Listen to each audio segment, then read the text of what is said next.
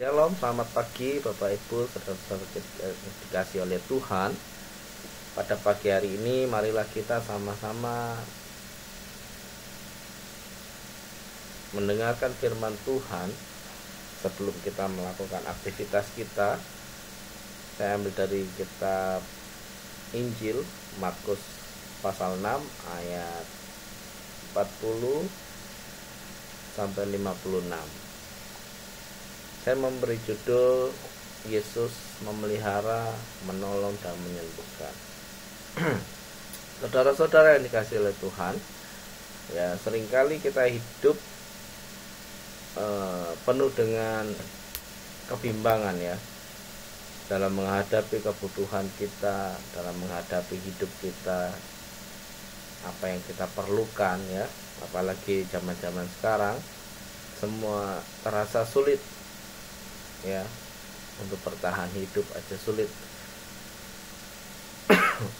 Kalau kita lihat berita-berita, banyak orang yang sudah kehilangan akal mencari sesuatu yang instan untuk memenuhi kebutuhannya ya. Namun saat kita membaca Injil Markus ini, kita sering kali membacanya sering kali mendengarnya ya, dimana Yesus itu mampu melakukan mukjizat yang luar biasa ya. Poin pertama yang mau saya sampaikan adalah Yesus adalah pemelihara yang setia ya. Diawali dengan kisah dimana banyak orang yang duduk berkelompok dan Yesus mengambil 5 roti dan 2 ikan ya. Yesus mengucap syukur dan membagikannya melalui murid-muridnya, dan kita tahu bahkan itu masih ada sisa ya. Yang mujizat ini menegaskan bahwa keterbatasan manusia tidak menghalangi kuasa Allah. Artinya bagi kita semua, saya dan Bapak Ibu, saudara-saudara yang dikasihi oleh Tuhan, kita sampai detik ini kita harus ya mempercayai Yesus, karena Dia selalu memelihara kita dan Dia itu setia ya. Karena di sini mujizat ini menegaskan bahwa keterbatasan manusia itu tidak menghalangi kuasa Allah. Apa yang tampak kecil dan tidak cukup, bila semua diserahkan kepada Yesus, akan menjadi berkat yang melimpah ya.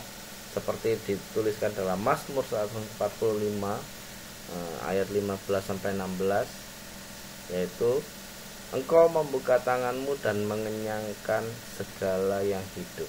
Demikian juga di dalam Filipi 4 ayat 19 menegaskan bahwa Allah akan memenuhi segala kebutuhan kita menurut kekayaannya ya. Karena itu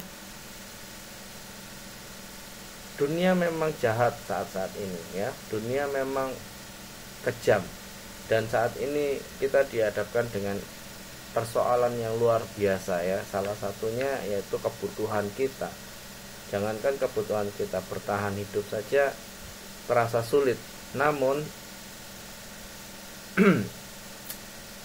dengan ayat ini kita diajak untuk menyerahkan waktu kita, tenaga kita ya, yang sedikit itu yang kita miliki, semua kita serahkan kepada Yesus. Karena apa? Ia sanggup melipat gandakan segala sesuatu ya. Dan kita tidak boleh takut akan kekurangan, karena Tuhan itu adalah gembala yang baik yang tidak pernah membiarkan kita kekurangan ya. Tuhan itu nggak pernah meninggalkan kita sekalipun kita dalam posisi yang terhimpit sekalipun, asalkan kita setia datang kepada Dia. Poin kedua adalah Yesus penolong dalam badai ya. Di situ disampaikan setelah memberi makan orang banyak, Yesus menyuruh murid-murid menyeberang sementara ia naik bukit untuk berdoa ya. Di tengah malam badai menghadang dan murid-murid kepayahan mendayung.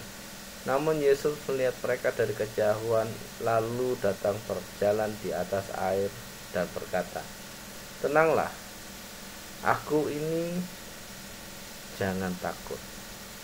Ya, kehadiran Yesus menunjukkan kuasanya atas alam semesta, sekaligus menegaskan bahwa ia tidak pernah lalai memperhatikan kita, ya.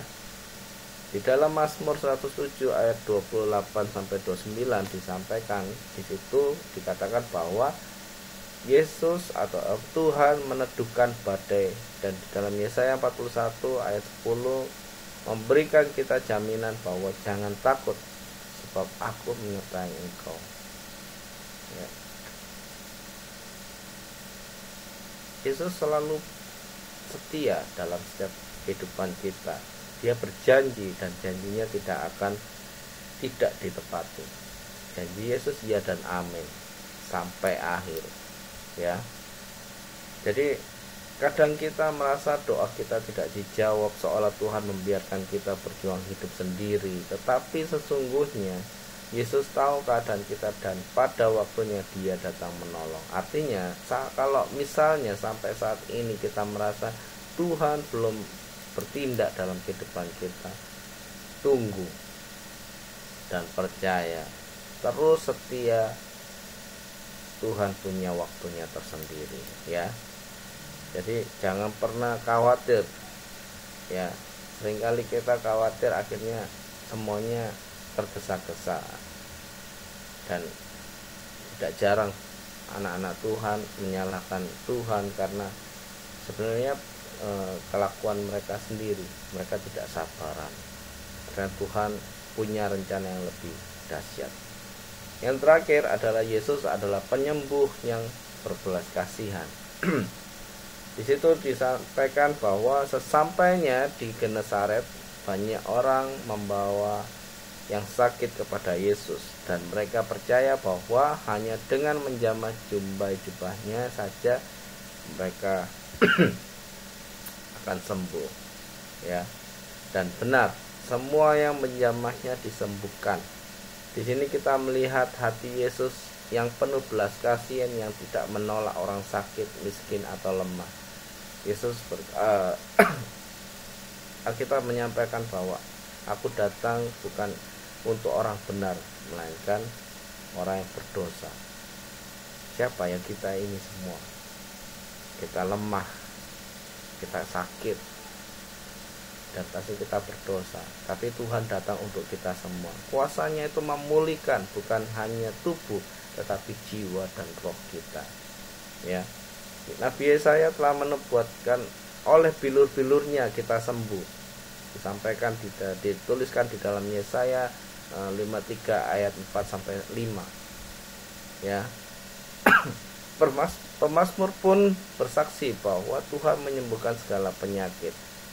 Ya, itu juga ada di dalam Mazmur 103 ayat 2 sampai 3. Artinya kita diajak untuk datang dengan iman kepadanya, membawa setiap luka hati kita, luka batin kita, sakit hati kita, kekecewaan, bahkan dosa kita kepada Tuhan. Untuk apa? Sehingga Tuhan memulihkan kita, menyembuhkan kita secara utuh dengan belas kasihan-Nya.